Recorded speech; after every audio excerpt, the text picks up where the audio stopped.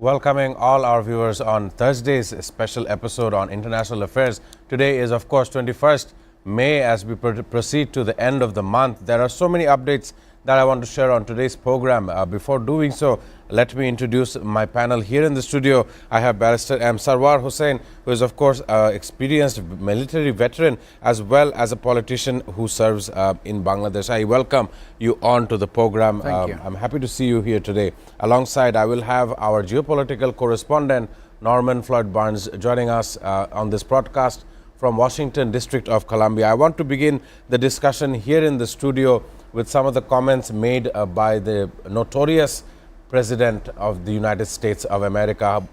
Might I use the word notorious because of the things he says and the things he does? It does not sometimes match up. I'll give you the latest comments. The US President Donald Trump has said he will give diplomatic efforts to permanently end this Iran war. And he said that we are going to give this one shot and that he is in no hurry. Of course, he also commented, let me quote, as I say, ideally, I'd like to see a few people killed as opposed to a lot. He added these words when he was talking regarding Iran. I want to ask this question to Barrister M. Sarwar Hussain. Donald Trump, it is 82 days that this war has been proceeding. And of course, in the midst of all of this, the Russian president and the Chinese president have met in Beijing just a week after his visit to China. Just want to ask you this question. The clock seems to be ticking. These are all words that Donald Trump has uttered in the last 1 week. And he's also mentioned that time is of the essence. I want to just get a statement from you. How do you see this leader, and is there a chance that the American people may not allow him to continue his position at the midterm elections in November? How do you see this happening?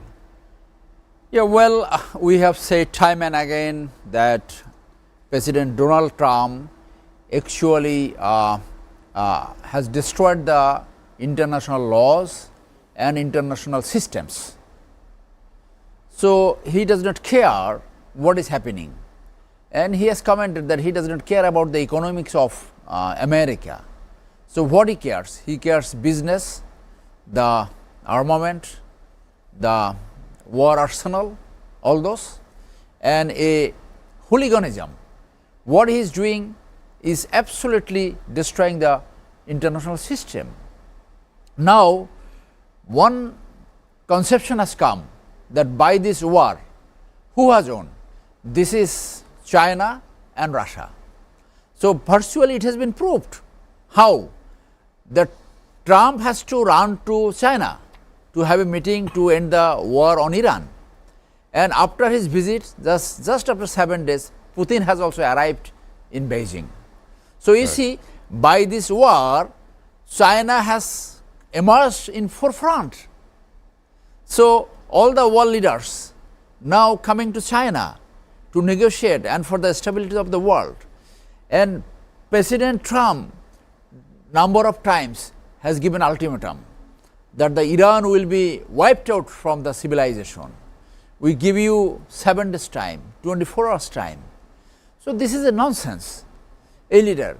Now he is taking on to Cuba, issued a warrant order. So naturally a question has come about his mental state. He does not have the sound mind. So it is absolutely a hawkish leader and doing all the whimsical activities. By now he is damaging the position of US in the whole world. So I think whatever ultimatum he is giving, he is not going to follow that. Right. It's just a bullshit. Just for the sake of telling, he is telling something. Right. As you mentioned it very clear, as for the sake of saying something to the press, he is saying whatever he desires. As we wait for Norman Floyd Barnes to join us on this very broadcast, I want to also pick up with you the Cuban issue. The U.S. Acting Attorney General Todd Blanche announced that U.S. Justice Department has filed criminal charges against former Cuban President Raul Castro. The name Castro does signify the historical changes with the communist island nation of Cuba. And of course, the U.S. military announced that the USS Nimitz strike carrier group has arrived in the Caribbean amidst the heightened tensions between the United States and Cuba.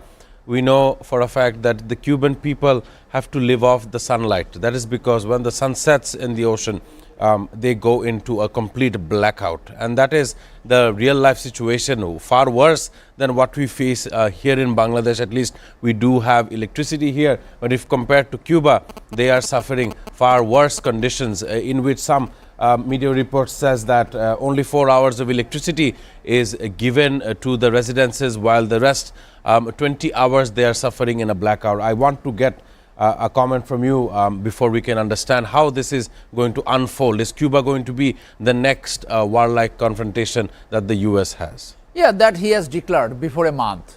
Trump has commented that next it is Cuba. So we remember the Cuban Missile Crisis 1962, when John F. Kennedy was in power, and on a very fine morning, awaking from the sleep, find that there are more than 40 missile has been aimed in the for USA, and that missile crisis has been handled very diplomatically, very successfully. Right. So America at that time got a blunt from Russia, because it was Russia's design to put the missiles in the very close vicinity of USA. Now Cuba has proved that they could not successfully lead the country, and the country has really in a deep problem. Right. There no electricity, and the livelihood and the living standard is very poor. So this has given a chance to USA to intervene, and I'm sure Trump has captured a head of state, Hugo Chavez, from Venezuela. So to take on Cuba is nothing, and probably he is going to do that. And in his language, he like to take the Cuba free of so-called communism, in his language. Right. So it's most likely that there might be a invasion in Cuba as well. As we understand your comments regarding Cuba, regarding the US position, is not only Venezuela that we've seen earlier on this year. It follows Venezuela, followed by Greenland, and of course there is Iran to be questioned, and somewhat the Western Hemisphere logic that the US has always called it a matter of national security. Before we can go on to a break, I just want to ask you, today we see that Russia and China has signed 20 documents spanning economy, energy, transport, and international cooperation, also following to establish a multipolar world. These two foreign nations, superpowers, one can consider them probable rival to the United States. They are establishing a multipolar world rule where the old establishment is now being questioned. Before I can go to a break, let me just ask you, do you think that the emerging status of China is going to shadow over the US control over global politics? How do you see it? Yeah, it is said that it is a matter of time. China is the second economic power in the world, and because of the American policy, it is China and Russia. They have coming together as an ally, as a close ally. So just mere visit by Trump is not going to disturb that relationship established between China and Russia. So that will be further strengthened. There is no doubt in that. And the forefront, by population, is a huge country, China, and China has equally developed. Right. And by this unjust war against Iran, this is already proved, as I said earlier, that China is coming in the forefront, that Putin had to visit China having so adverse relations, and they said that their relationship will develop ever before. And China was supporting Taiwan so far for their liberation, for their independence, and China and America has to take a back seat. And Taiwan leader has said that no, they will go ahead with their liberation. So by now this is very clear that USA has taken a back seat by this war. It's no way given them any advantage, no strategic advantage, or their so-called this unipolar power. So the unipolarity really should break down for the stability of the world. In these circumstances, it is China and Russia definitely will be it was a rival during the Cold War, they were not in good position. They were Right. rivalry. The Cold War has gone.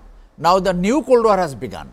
So new Cold War is coming, and definitely a new polarization between China and Russia. It is there, and it is obvious going to force further, going to be strengthened further.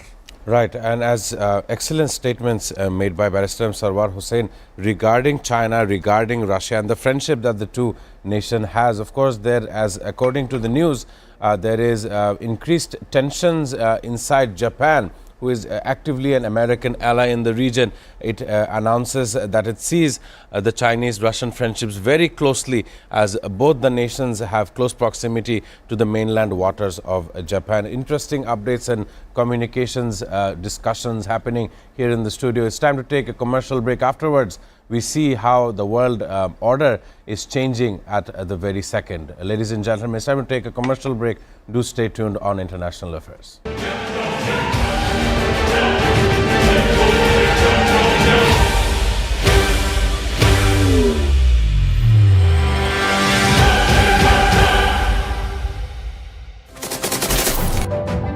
Hello and welcome to International Affairs, and my name is Shamsul Alam Panta. I don't see an easy resolution to this because every slight deviation from the plan, opening an open war conflict with them, testing nuclear missiles, Russia's announcement of these supposedly successful testing, special and exclusive footage that is being played on SATV screen. Really coming to terms with Hamas. Damage estimated between this entire issue. President Trump is expected to hold bilateral talks. preserving biodiversity and tackling climate change. We cannot protect the planet before we negotiate peace. Where is it going? Is it understanding the needs of its people before the needs of this global world? For China to come to agreement, They will face better projects. With President Xi of China and President Lee of South Korea. Trump's White House that is in favor of these things. simply not enough action being taken to address the problem of fossil fuels. What their plan initially is towards the Caribbean, a place that has been met with two types of disasters. Bangladeshi students at the same level of opportunity internationally and domestically. International Affairs. Watch every Sunday to Thursday at 2 p.m. only on SATV and SATV Digital. Hello and welcome to International Affairs, and my name is Shamsul Alam Panta. I don't see an easy resolution to this because every slight deviation from the plan, opening an open war conflict with them, Testing nuclear missiles. Russia's announcement of these supposedly successful testing, Special and exclusive footage that is being played on SATV screen. really coming to terms with Hamas. Damage estimated between this entire issue. President Trump is expected to hold bilateral talks. Preserving biodiversity and tackling climate change. We cannot protect the planet before we negotiate peace. Where is it going? Is it understanding the needs of its people before the needs of this global world? For China to come to agreement, They will face better projects. With President Xi of China and President Lee of South Korea. Trump's White House that is in favor of these things. simply not enough action being taken to address the problem of fossil fuels. What their plan initially is towards the Caribbean, a place that has been met with two types of disasters. Bangladeshi students at the same level of opportunity internationally and domestically.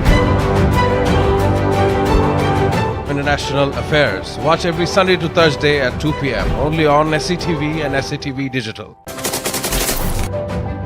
Hello and welcome to International Affairs, and my name is Shamsul Alam Panta. I don't see an easy resolution to this because every slight deviation from the plan, opening an open war conflict with them, Testing nuclear missiles. Russia's announcement of these supposedly successful testing, Special and exclusive footage that is being played on SATV screen. really coming to terms with Hamas. Damage estimated between this entire issue. President Trump is expected to hold bilateral talks. preserving biodiversity and tackling climate change. We cannot protect the planet before we negotiate peace. Where is it going? Is it understanding the needs of its people before the needs of this global world? For China to come to agreement, They will face better projects. with presidency of China and President Lee of South Korea. Trump's White House that is in favor of these things. Simply not enough action being taken to address the problem of fossil fuels.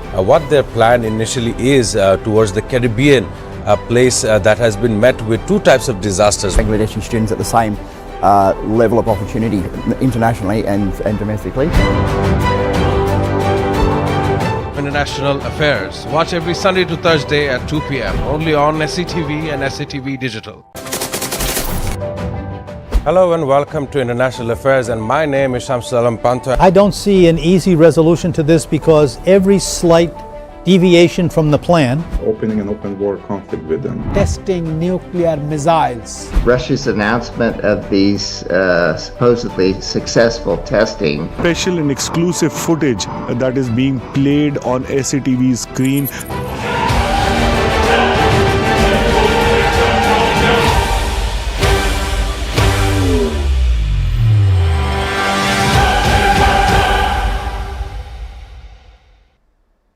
Welcoming our viewers back on International Affairs as we were discussing the friendship between Russia and China and how it is going to shape further days in geopolitics. We need to look at Israel. Of course, there has been some news in Israel which looks at a snap election earlier before the midterm elections in the US, but their election date has still not been released. And of course, this time around, the early ballot and a preliminary reading of a bill to disband the 120-seat Knesset, which is the Israeli parliament. This is being done to understand early election inside Israel, to understand Netanyahu's own coalition, how it's going to stand by.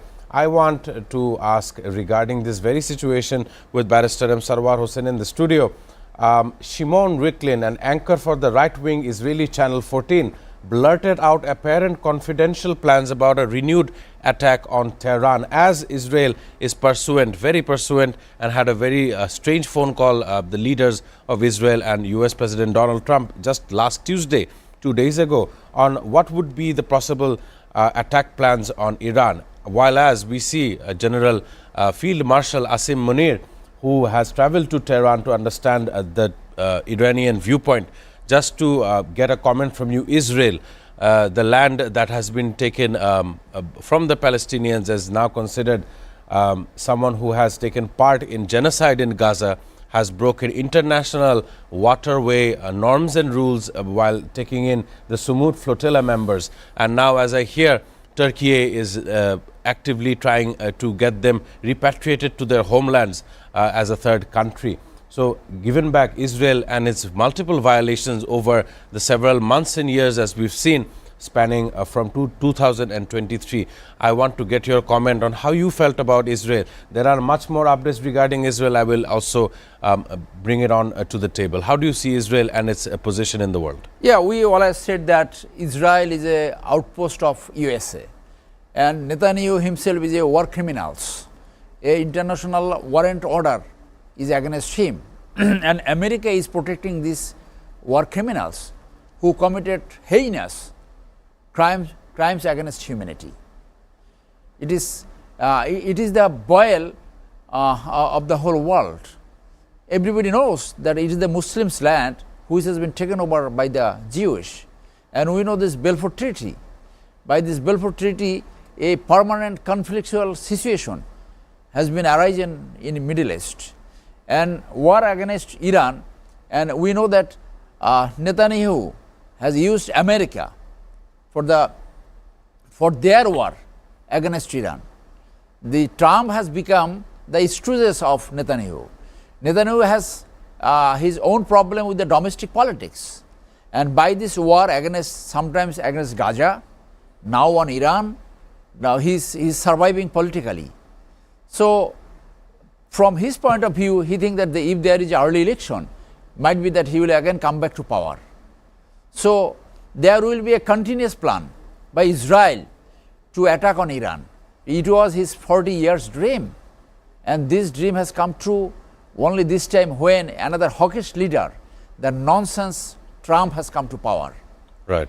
Now, from the Iranian point of view, Iran knows, Iran prepared for last 40 years that America will attack Iran sometimes, and they have attacked. So, from this diplomatic passage, when their diplomats were seized before in 1979, from that onwards, America has been waiting to take this revenge. Right. Now, Netanyahu could trick down this time. This time he could took America to attack against Iran. Now, Iranian leader, their leader has told that they are prepared, and their underground missile system is 90% has been already activated, as it was before. It was reported in the Western media. So, Iranian people is always ready to face this attack, and if they attack further, if there is a wave of another attack, it is America who will lose really. And again, I must say that it is China and Russia will come further front in the world stage.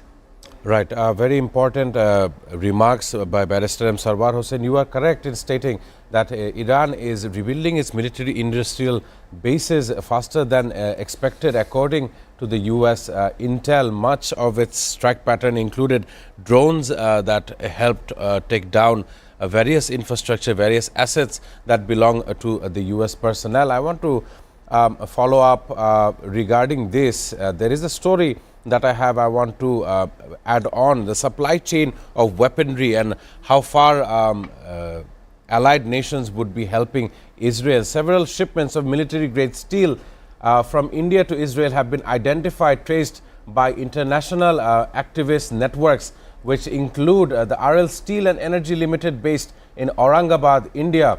The steel was being transported by rail to the Nhava port near Mumbai, loaded onto vessels operated by the Mediterranean shipping company MSC. Of course, the port detentions and rerouting has faced international labor resistance and regulatory holdups. I want to connect with our Islamabad correspondent, Muhammad Musab. I welcome you onto the program. I also want to add on here that your Field Marshal Asim Munir is right now visiting in Tehran. How do you see this? What are the updates you have for us? Musab, welcoming you onto the program. So as we all know that Pakistan has been playing the silent diplomatic role during this Iran-US conflict over the past 2 months. Pakistan has been supported by several Middle Eastern countries. So Pakistan is not alone when it comes to its efforts in diplomacy. Yes, the truth of the matter is that both Iran and the United States prefer Pakistan at this point in time as the venue for the talks to be held. But what has happened is that because there was enmity of more than 40 years, 47 years to be exact, and there was mistrust issues from both sides, and both sides came with a set of demands which was unacceptable to the other. That is why it took so much time. News now is that Pakistan is really close to bringing both countries not to an agreement, but you can call this a stopgap agreement where both countries agree to open the Strait of Hormuz. If you remember, the Strait of Hormuz was closed by Iran, but a naval blockade was also placed by the United States. So both of them need to be removed. Whether Pakistan is successful in it or not is yet to be seen. But what can be seen so far is that the Interior Minister of Pakistan, Mr. Mohsin Naqvi, has been to Tehran twice in less than a week. So this signals positivity. And now Field Marshal, the Chief of Defense Forces of Pakistan, Field Marshal Sayyid Asim Munir visiting Tehran means that there's something happening. Otherwise, he will not be going. That is my understanding. That is how I look at things. At the same time, international reports are now coming out that Donald Trump, the president of the United States of America, held a telephonic call with Benjamin Netanyahu last night, which did not turn out to be very good. Right. Netanyahu is apparently, as is being reported by different media outlets worldwide, and I quote them, that Netanyahu is apparently not happy. He wants the war to carry on because he believes that he can achieve much more success than what Pakistan is offering at this point in time. Whether Pakistan will be able to succeed or not is yet to be seen, because the differences to an agreement are so huge. They're so big. They're so off the mark. Both countries are so far off from each other at this point in time, as is being their position is being reported in different media outlets. The messaging that is coming out of Donald Trump and President Pezeshkian's camps is so off the mark that it is a very tough job. But Pakistan has kept its cards very close to its chest. Pakistan has not played the media game. Pakistan has behind closed doors, and that is where I see success coming in from. Let's see what happens. We'll keep reporting for the viewers of SATV and SATV Digital. Right. Thanking Mohammed Musab, I want to have a following question to you as well. You see, Pakistan's neighbor, Bangladesh's neighbor, India, out of all nations, is actively supplying Israel with the necessary steel shipments. And of course, activists have boycotted this movement, and No Harbor for Genocide are raising the alarm over what they describe a flood of military supplies from India to Israel. I want to get your notion, your comment. You see, a couple of days ago in The Hague, it has said that India was not in a position to discuss regarding the ruling regarding the Indus Water Treaty as well. I want to get your comment. Actively, India is helping out Israel in its arms and ammunitions, which may or may not be used in the war with Iran. Your commentary regarding this neighbor and why they see that Israel should be leading in the Middle East. Your comments will be helpful. Musab.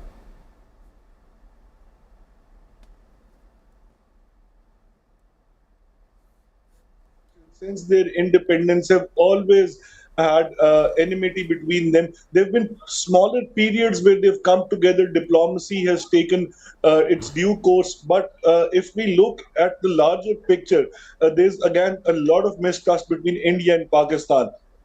And what remains to be seen is whether India will openly come out in the favor of United States and Israel. It's yet to be seen. But what is known to everybody around the world is that India was at one point in time very close to Iran, and Pakistan did not have exceptionally good relations with Iran. But over the past year or so, Pakistan has grown closer to Iran, and that has pushed India away. At the same time, President Donald Trump's remarks every now and then praising the Pakistani leadership, the Pakistani Prime Minister, and the Chief of Defense Forces has given Modi less room to be cozy towards the United States of America. With the UAE and Pakistan falling out again, India saw that space, and it had all the right to get into that project or that new nexus where the UAE is now pitching itself against Saudi Arabia. News is, and it's again bad news for the Indians, news is that the United Arab Emirates, UAE, is again cozying up to Pakistan. Backdoor diplomacy has started between UAE and Pakistan. And the feeling in Rawalpindi and Islamabad, as you know, Rawalpindi is important for many reasons. The feeling in Rawalpindi and Islamabad is that we'll take care of Indians no matter what. So let us make sure that we achieve world peace. India, according to officials that I keep speaking to, they believe they'll take care of India no matter what. Right. Thanking Mohammed Musab. Excellent discovery and discussions regarding the geopolitical situation. Thanking you for joining us here on International Affairs. Ladies and gentlemen, it's time to take a short commercial break. Afterwards, we discuss probably the greatest act of crime we've seen this week here in Bangladesh, how the law and order situation has deteriorated and what the law should do in order to fulfill the mandate of the people and how the people feel in their day-to-day activities. Ladies and gentlemen, it's time that we proceed to a commercial break.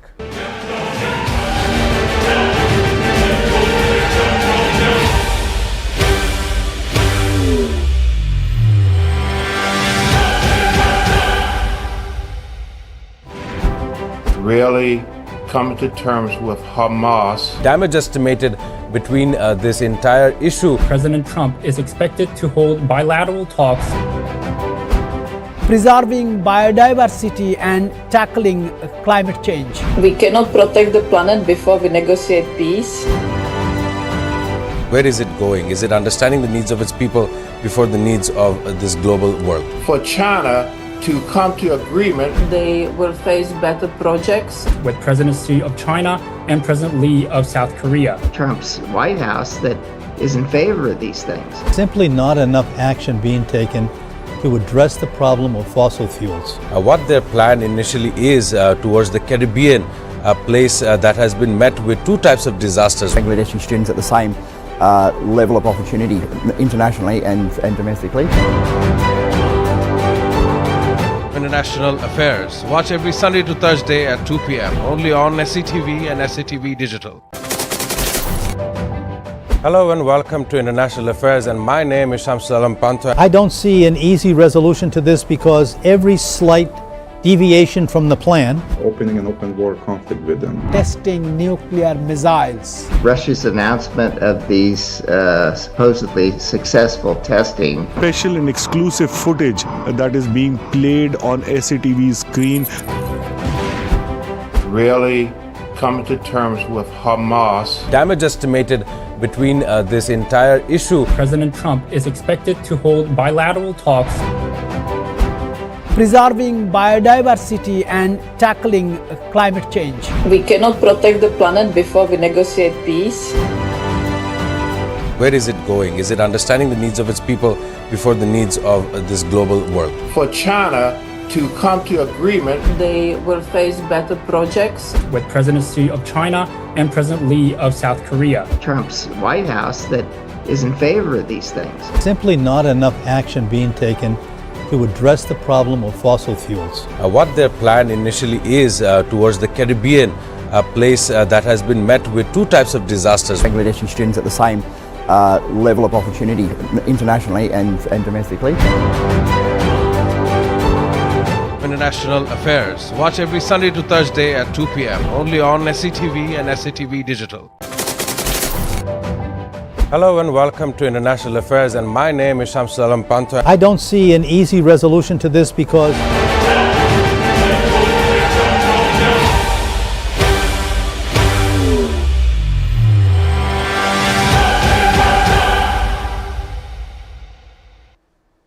Welcoming to the last segment of International Affairs here on SCTV studio. Let me also carry on the next following news. I believe that the entire community here in Bangladesh has been very disturbed with the news coming of an 8-year-old girl found beheaded in her neighbor's home in Dhaka's Pallavi yesterday. Of course, those who have been accused of this crime have been caught, and their confessional statement under 164 jurisdiction has been recorded. They have confessed to this act of murder. I just want to get the notion from Barrister M. Sarwar Hussain.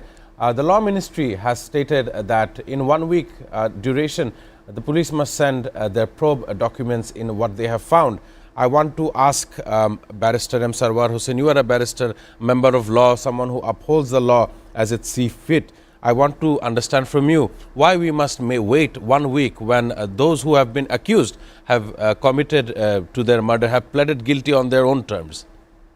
No, for an investigation like this, it takes a bit time because multiple forensic investigation also required.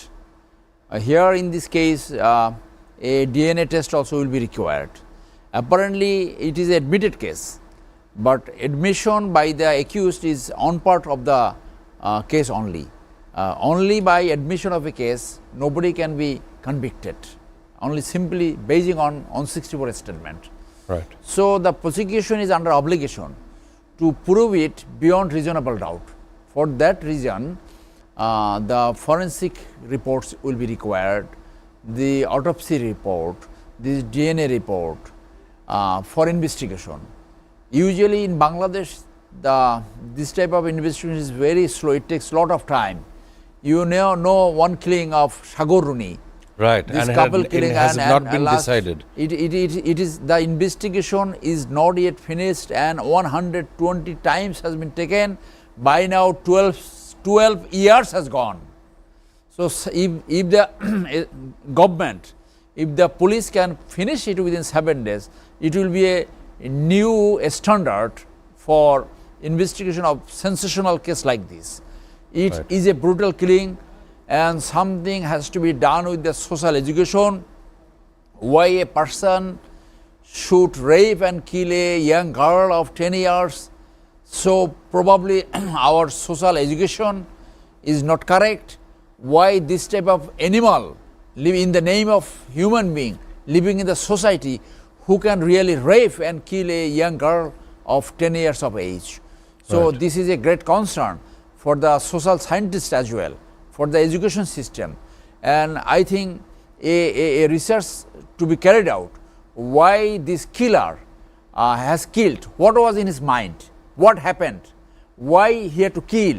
And not only killing, after killing his head was separated, severed. His head was severed from the body, probably to hide it, hide the Yes. bodies. So why it is happening? It's not just before 2 or 3 days there was another killing, and the body was put it in several pieces to hide this killing. So this is happening time and again in Bangladesh. So something is happening with the social values. Something has gone wrong with the thinking process of the young persons.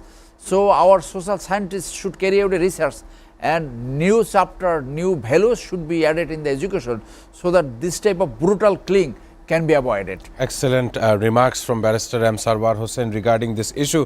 Just wanting to get a remark regarding this local issue from Washington DC. Norman Floyd Barnes is has joined on this broadcast. As you were hearing Barrister M. Sarwar Hussain talk about this heinous murder, 4 or 5 more incidences of rape and killing has been happened in this very week, as the local report suggests. And of course, in San Diego, San Francisco, in California, we've seen a mosque shooting labeled as a hate crime. Just a very similar question. How is society fragmented, and what are these crevices that we see, these one-off notions in which leave society very broken, families destroyed forever? I want to get a last remark from Norman. Yes, thank you for having me on this morning. Due to technical, I was running a little behind technical issues, but I'm very sad to hear about this, and condolences goes out to the affected families and the communities. Unfortunately, these type of crimes are very sensitive to nature, and as Bangladesh, as a young nation, this is a challenge for the new government. The people are apparently hurt. They are hurt and they're concerned. Things are going on in the global society, not just in Bangladesh, that we must attend to.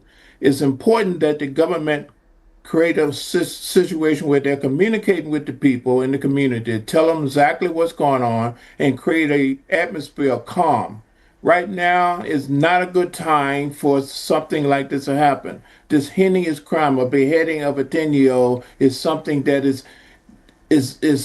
almost like we call devil-like. It's very, very serious, and it affects the entire community. More so important, yes, you have someone confession to it, but they will have to tell you exactly what's going on. And the greatest thing is, what is the government response to this? Will they take this as a normal case, or will they rush to it, or will they take their time and communicate and create a situation there's calmness in the communities? These things can start many problems between the government and the people, particularly right now as the world goes on. People are really in a crisis in terms of how they can take care of themselves. The basic needs are not being met, and they don't see any type of response in the government. We have these same situations in the United States.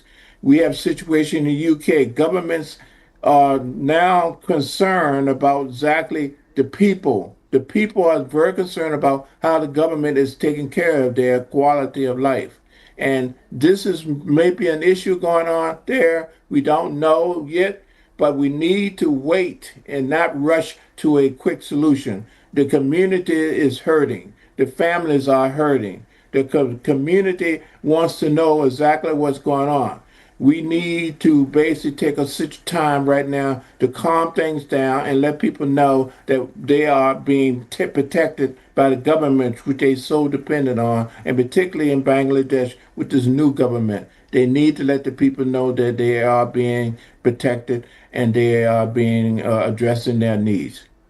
Right. Thanking Norman Floyd Barnes. Very excellent remarks on the situation from around the globe and as well as here in Bangladesh. Thanking Barrister M. Sarwar Hussain as well in the studio for your valuable time and important updates regarding national and international issues. Also thanking Mohammed Musab, who has briefly joined from Islamabad, Pakistan. An excellent day that we've had here on International Affairs. Before I end the program, let me vitalize the importance of this day, May the 21st. It is celebrated worldwide and recognized by the United Nations as World Tea Day. Just to remind you all that the British East India Company was very popular in this very region when it came to tea, and how tea traveled from the hills of Bangladesh's Sylhet region all the way to the king's and the queen's table. And that is the story of tea, a vital drink for almost the whole world that have taken one sip of tea